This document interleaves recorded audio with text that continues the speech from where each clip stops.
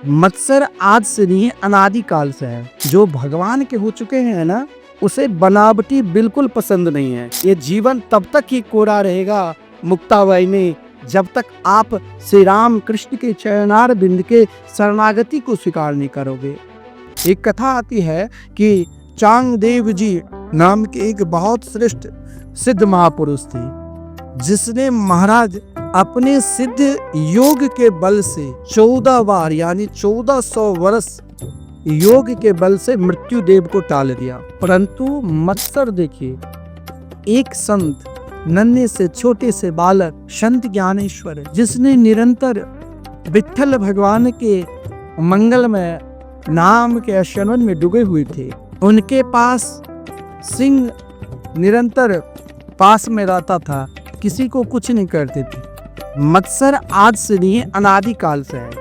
चांगदेव जी ने संत ज्ञानेश्वर के सत्संग के प्रभाव सुनकर महाराज एक पत्र लिखा, लेकिन पत्र को कोई वही समझ, पत्र में कुछ लिखा नहीं था, सादा कागज। लेकिन ज्ञानेश्वर के निकट उस पत्र को मानो कोरा था, यानी तब भी उसमें समझ लिया ये जीवन तब तक ही कोरा रहेगा मुक्ताबाई ने, जब तक आप श्री राम कृष्ण के चरणार बिंद के शरणागति को स्वीकार नहीं करोगे। यह महाराज इस पत्र को पढ़कर, सादा कागज है, पढ़कर भेज दिया।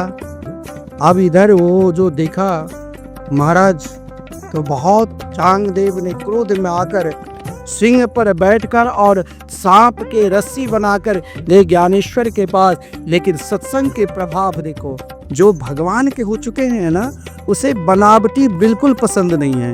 वहाँ पर जो सही में संत है ना, वहाँ बनावटी नहीं, वहाँ कोई पाखंड ढोंग दिखाने की जरूरत नहीं। अपनी सच्चाई से रहो, जैसे रहो वैसे सच्चाई से रहो।